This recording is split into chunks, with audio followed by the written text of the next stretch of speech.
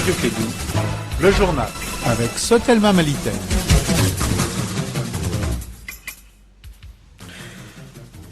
Mesdames et messieurs, bonjour. Merci de votre fidélité sur notre antenne. Bienvenue dans ce journal au sommaire.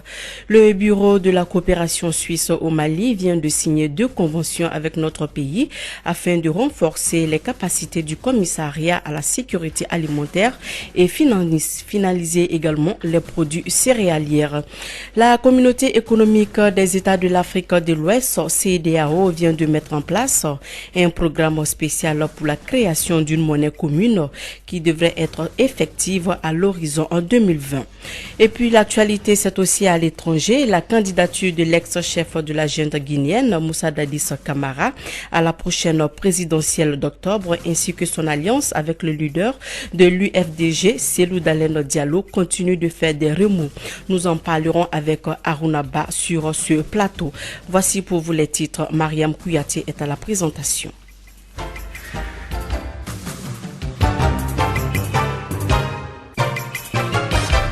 Bienvenue dans ce journal.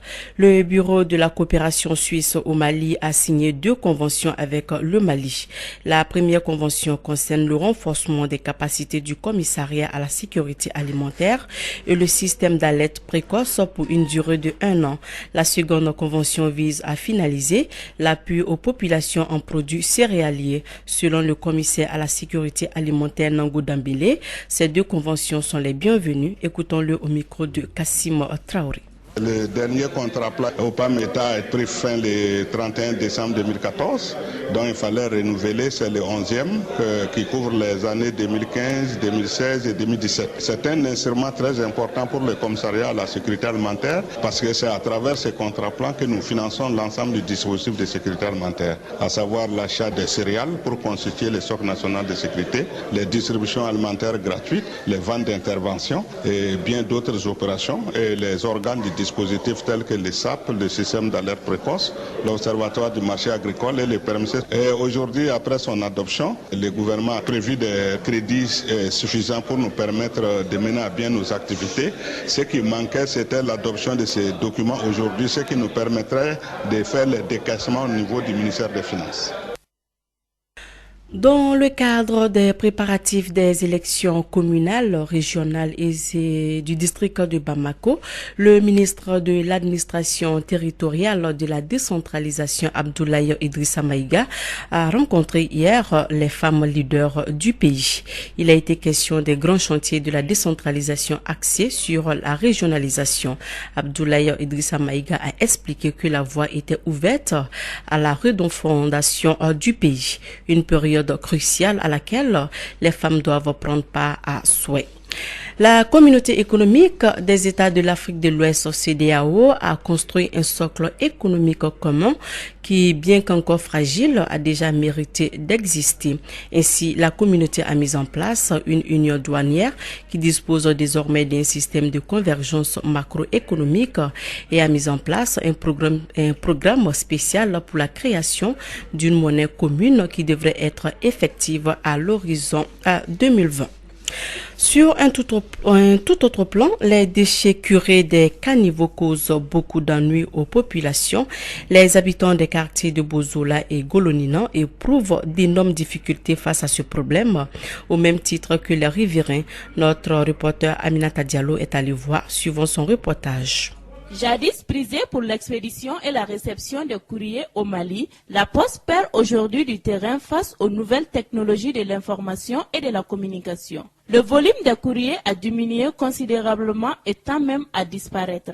Ce service public qui contribue au développement économique du pays est confronté à d'énormes problèmes. Wande Diakité, directeur général de la Poste.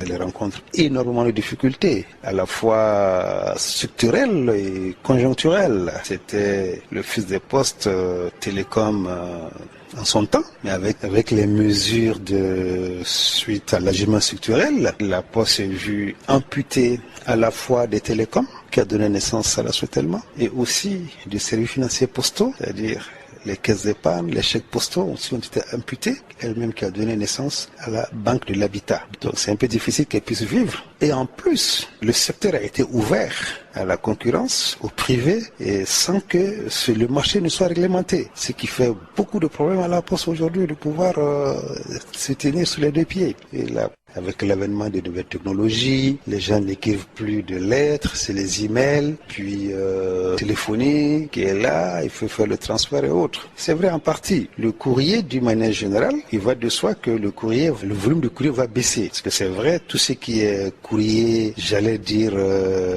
personnel ou privé, avec l'avènement des nouvelles technologies, les textos, les emails et autres, cette catégorie de courrier va diminuer et va même tendre à disparaître. Malgré ces difficultés et l'avènement des nouvelles technologies, au niveau du service colis, l'activité devient un non-stop. Madame Sangaré Kadiatou, agent du service des colis. Présentement, on peut dire qu'on a un peu de clients tout au colis. Présentement, ça va. On a des gros clients qui viennent faire des dépôts 3 fois par semaine et nous fermons aussi ces courriers 3 fois. Puisque généralement, nous, on n'entasse pas les colis dans les locaux. Quand un client vient déposer au dépôt, il y a la présence de la douane vérifie les contenus. Donc, l'avancée de la nouvelle technologie considérée comme une menace pour la Poste est devenue une opportunité qui la permet de bien mener sa mission de service de développement. Wande Diakité, directeur général de la Poste. La mission de la Poste, c'est de contribuer à l'aménagement du territoire, à la modernisation de l'administration, surtout aujourd'hui avec les nouvelles technologies. Contrairement à ce qu'on pense, que les nouvelles technologies tuent la Poste. Moi, je dirais non. Je considère les nouvelles technologies comme fer de lance de la Poste. C'est vraiment le champ d'application de la Poste. Aujourd'hui, pour revenir donc aux missions principales de la Poste, elle intervient presque à tous les niveaux socio-économiques. Malgré tout, certains clients restent fidèles à la Poste. Ils apprécient leur méthode de travail. La manière dont la Poste nous fait parvenir nos différents colis, des lettres ou des documents, vraiment on se sent à l'aise. Parce que l'aéroport travaille aujourd'hui avec la Poste, les bateaux et autres, les ports, tout le monde travaille avec la Poste. Donc, on est mieux assuré vraiment avec le service de la Poste, à mon avis. Je n'ai jamais eu un problème au niveau de la distribution de mes colis. Ça se passe très bien. Ils sont accueillants et puis le service est vraiment fait dans de très bonnes conditions. C'est une agence bien. Quand tu viens, il n'y a pas de difficulté. Tu viens facilement trouver tes bagages, il n'y a pas de souci. La Poste là, c'est très génial. Tes bagages, il n'y a pas de problème. Ils ne sont pas ouverts derrière toi. Dans tous les cas, la Poste étant un service public mis à la disposition de la population a besoin de soutien de la part du pouvoir public pour faire face à la concurrence. Voilà, une fois de plus, toutes nos excuses pour ce malclassement de cet élément. C'était donc là un magazine réalisé par Aïssatou Doumbia sur la Poste. Nous l'avons tous remarqué qu'elle fait face à une rude concurrence depuis l'avènement des nouvelles technologies. Et puis, les clients se font rares aux différents guichets. La lenteur des services proposés pousse la plupart des clients à aller vers les systèmes les plus performants. Sur un tout autre plan, les déchets curés des caniveaux causent beaucoup d'ennuis aux populations, comme je l'ai annoncé tout à l'heure. Les habitants des quartiers de Bozola et Golonila éprouvent d'énormes difficultés face à ce problème, au même titre que les riverains. Donc, notre reporter Aminata Diallo est allé voir, suivant son reportage. En cette période d'hivernage, le curage des caniveaux est à la mode à Bamako. Ces opérations ne se font pas sans dommages. La plupart des cas, les familles riveraines ont du mal à vivre à cause des odeurs nauséabondes de ces ordures curées et abandonnées au bord des caniveaux. Le constat est amer sur la voie en allant de l'ORTM au monument des chasseurs. Écoutons successivement Bissidi Sempara, habitant de Bozola, et Taïrou Kone, habitant de Golonina. Bon, vraiment, c'est pas du tout bon parce que de un, ça crée beaucoup d'embouteillages et puis encore, ça provoque la maladie. Ça provoque beaucoup de choses. Quant à moi, vraiment, c'est pas bon. Vraiment, ces ordures nous gênent beaucoup. Normalement, ils devraient les ramasser après le curage. S'ils ne peuvent pas faire le travail au complet, qu'ils laissent tomber, c'est mieux.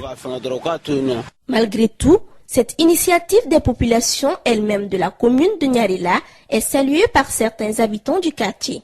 Tandis que certains pensent que le travail est mal fait, Zoumana Diarra, habitant à Bozola, pense qu'ils font leur travail selon leur rythme. Les crêtes de foncé là, c'est très important et puis ça qu'ils enlèvent dans les foncés, moi-même j'ai bien vu un ben qui est en train d'enlever au niveau de Bozola. Bon, je pense qu'ils vont tout enlever les restes là. Le curage des caniveaux permet la bonne circulation de l'eau usée et du coup évite des inondations. Selon certains habitants, étant donné que c'est l'hivernage, le moment est mal choisi pour curer ces caniveaux. Ainsi, ces habitants invitent les cureurs de caniveaux à faire d'une pierre deux coups, c'est-à-dire de chercher le maximum de financement qui leur permettra de curer et de ramasser ces ordures en même temps. Parlons à présent santé. Nous avons remarqué que la plupart de la population bamakoise pratique l'automédicamentation. Et cette pratique a-t-elle donc des conséquences? Quels sont donc les types de médicaments qui peuvent être vendus sans ordonnance? Des éléments de réponse dans ce reportage signé Marie Dambélé. L'automédication est une pratique assez courante qui consiste tout simplement à se rendre chez un pharmacien et à acheter des médicaments sans prescription. Elle est admise par les médecins eux-mêmes pour des symptômes peu préoccupants, mais uniquement pour des traitements de courte durée comme le précise Lassine Diré, qui travaille à la pharmacie Mamadou Diré de l'Institut d'ophtalmologique tropicale de l'Afrique. Si c'est des antalgiques de palier 1, on peut les vendre sans ordonnance. Mais les antalgiques de palier 3 maintenant, ça c'est des morphines. Obligatoirement, il faut de l'ordonnance. Il faut que ces ordonnances soient prescrites par un médecin. Le médecin, il va mettre son nom, le cachet, son numéro de téléphone. Sans quoi, cette ordonnance n'est pas valable. Et puis, il faut qu'il y ait sur l'ordonnance l'entête du centre de santé. Nombre de personnes achètent des médicaments à la pharmacie sans passer par un médecin. Écoutons certains clients. C'est quelque chose qui n'est pas bon de faire. Pour prendre les médicaments, pour être vraiment en bonne santé, il faut aller à l'hôpital, consulter pour avoir des médicaments propres. Souvent, c'est des gens qui ne sont pas aussi instruits. Il y a des conséquences parce que quand tu consultes d'abord, avant de venir d'acheter des médicaments, quand même, ça c'est une bonne chose. Mais quand tu achètes des médicaments sans l'avis d'un médecin, ça va provoquer des effets secondaires. Je lance un appel à tous ceux qui viennent acheter des médicaments sans autant consulter par un médecin. Vraiment, ça c'est très dangereux pour la santé humaine. Selon Lassine Diré, l'automédication soigne uniquement les symptômes et non les infections. Il lance un appel à tous ceux qui s'adonnent à cette pratique. Les infections peuvent provoquer la fièvre. Les palus peuvent provoquer la fièvre. Mais si la personne prend seulement un antalgique, c'est-à-dire un antipyrétique, il va baisser la fièvre seulement. C'est-à-dire ça c'est le traitement symptomatique. Mais la maladie même est là. Il faut que la personne se fasse consulter par un médecin spécialiste ou un médecin généraliste. Moi, je leur conseille, une fois qu'ils ont de la fièvre, ils peuvent se déplacer, aller se faire consulter dans un centre de santé. Sinon, le risque est très très grave. L'automédication peut entraîner plusieurs conséquences, comme l'installation des maladies qui peuvent se manifester immédiatement ou à long terme. Une étude de 2013 menée dans les officines de Bamako a montré que 64,52% des clients ne présentent pas d'ordonnance au moment de leur achat.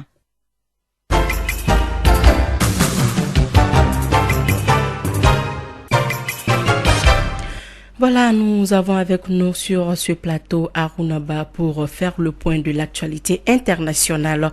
Aruna, bonjour. Bonjour Mariam Kouati. Alors, que peut-on retenir de l'actualité hors du Mali?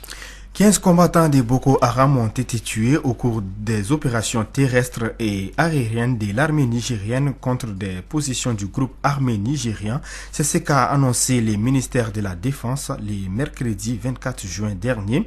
Des opérations qui font suite à une attaque meurtrière de la secte islamiste Boko Haram dans la région de Difa il y a une semaine. Depuis, sur les lieux de l'attaque, l'insécurité alimentaire est la norme. La candidature de l'ex-chef de la junte guinéenne Moussa Dadis Camara à la prochaine élection présidentielle d'octobre, ainsi que son alliance avec les leaders de l'UFDG, Cellou Dalein Diallo, continue de faire des remous. Toumba Diakité, l'ancien aide-de-camp de Dadis Camara, actuellement en fuite, après lui avoir tiré dessus en 2009, estime que Dadis Camara veut s'aimer la pagaille en Guinée. Il s'est dit prêt à rentrer en Guinée pour s'expliquer sur son rôle durant les événements de 2009, pour peu la justice guinéenne lui garantisse la sécurité. Et en Afrique du Sud, la présidence annonce que les pays envisagent de quitter la Cour pénale internationale. Et pour la première fois, une émission spéciale préparée et présentée par des journalistes burundais en exil a été enregistrée à Kigali, au Rwanda. L'émission a été diffusée par ces radios rwandaises qui émettent aussi dans certains endroits du Burundi. Le but, selon les concepteurs de l'émission, offrir une information pluraliste et indépendante sur leur pays au Burundais alors que toutes les radios privées y ont été détruites et empêchées d'émettre. En France, grève des taxis, 2800 taxis sont mobilisés. Les chauffeurs ont entamé tôt ce matin une grève illimitée à l'appel d'un front uni des syndicats. Dans la capitale et plusieurs villes de l'Hexagone, ils protestent massivement contre l'installation d'Uber, la start-up américaine qui a bouleversé les secteurs du transport avec chauffeurs en France, mais aussi partout dans le monde.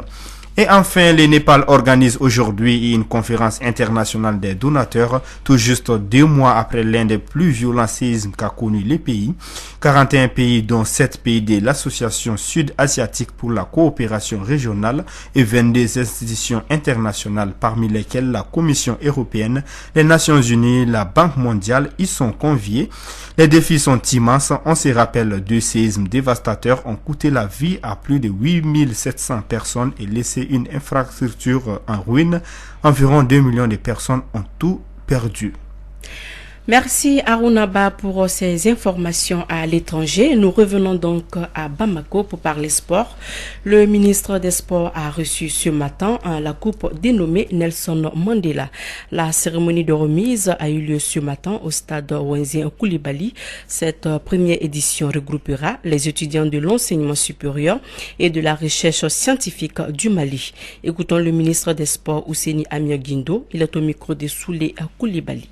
Nous sommes venus ce matin à répondre à l'invitation de la Fédération malienne du sport scolaire universitaire en collaboration avec l'APK et recevoir des mains de l'ambassade de l'Afrique du Sud la coupe dénommée Trophée Nelson Mandela qui mettra aux prises certaines de nos universités à Bamako ici pour la première édition. Faire la promotion du sport aujourd'hui dans nos écoles et dans nos universités peut aider à stabiliser ces établissements. Parce que tout simplement, sans activité, la jeunesse est toujours tentée par autre chose.